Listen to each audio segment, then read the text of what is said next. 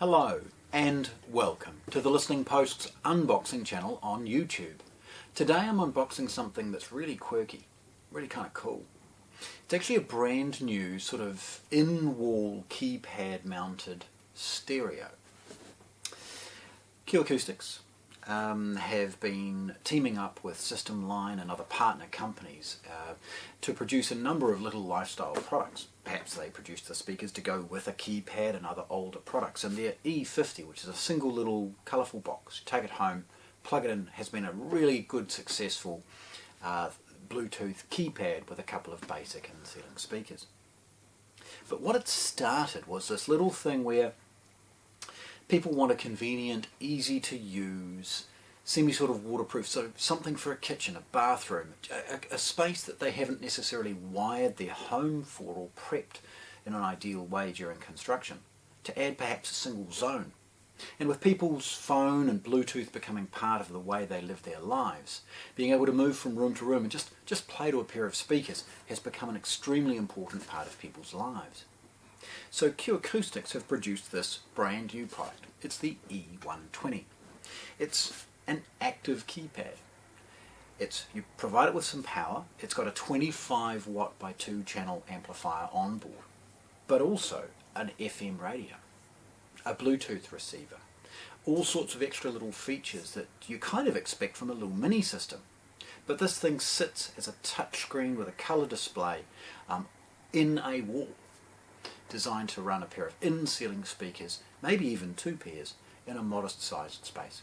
Ideal for studies, kitchens, these types of areas where it's just about a little bit of music. Nevertheless, let's have a look. The product itself, very, very muted packaging. Okay, it's not big. This thing is designed to be compact. It uses a digital chipset amplifier, so it's very, very efficient, and it doesn't need to be very traditional in its size. The packaging, of course, alludes to the fact that everything is in it. In fact, it says, along with the model number and the FM radio and stuff, what's in the box, which includes the wall mounting products and everything as well. It's not sealed closed, so opening it's very straightforward. It's just a couple of cardboard clips. Okay.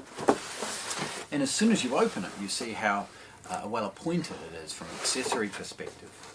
Immediately you've got a quick start guide. Now this talks about the keypad and the presets and the inputs and other things that you will use from a daily perspective, as well as line drawing associated with the remote and other things as well. The second sort of pamphlet relates to the installation element of it, so how you prep for it. Obviously with an external power supply, cabling has to come to that keypad, and then from that keypad up to your proposed speakers. So it talks about exactly how to do that, and do that very well. The third piece of paper is an excellent little freebie feature. The unit comes with a traditional remote control, albeit modest in size, and you'll see that in a moment. But it also comes with a waterproof remote control, adding a simple way of introducing something for perhaps a wet environment like a bath or bathroom, lying back, glass of wine, listening to a little bit of music, or you can use a remote that it's not going to be destroyed if it drops in the bath or the spa pool. Okay, next layers is simply some cardboard protection. And as we discard another layer of cardboard, we get to see all of the options that come in the box. The first, and I'll start from this side, is the pre-construction a wall mount box. It's sprung loaded with clips, so 2 screws, clip it in place, and this becomes the back to protect the keypad itself and allow the cables to come and go from it. Then we see an aerial. Now this is an FM aerial with a cable long enough to actually go all the way up the wall and allow in the roof space for it to be forked out for the best possible reception. It's more than long enough for that application, and if you can't, you can always sort of, tuck it into the wall cavity if required. We've got a plastic bag, and in that plastic bag we've got, pre-terminated with an F-type connector, some of the speaker cables. That one actually looks like it's for the power. Nevertheless, we've got a left and a right speaker cable, an F-type with a joiner. I would suggest that is perhaps to extend the aerial if required. We've got a single AAA battery, and that's for one of the remotes. And then we've got obviously one of the remote controls. Now this particular one is a sort of everyday remote, and it's inside a plastic bag and carries a couple of batteries. It's very easy to use. It's designed to be simple, a simple enough input control, the 5 presets that will be seen on the keypad, and a few other options. Then we see a metal frame. Now this is designed to go with the back box that we saw and actually seal the unit nicely so that moisture and other things can't enter it. There's a small couple of keys and some little wee plastic pegs in there too. Over this side we've got the second AAA battery, and perhaps it's just rattled around in freight.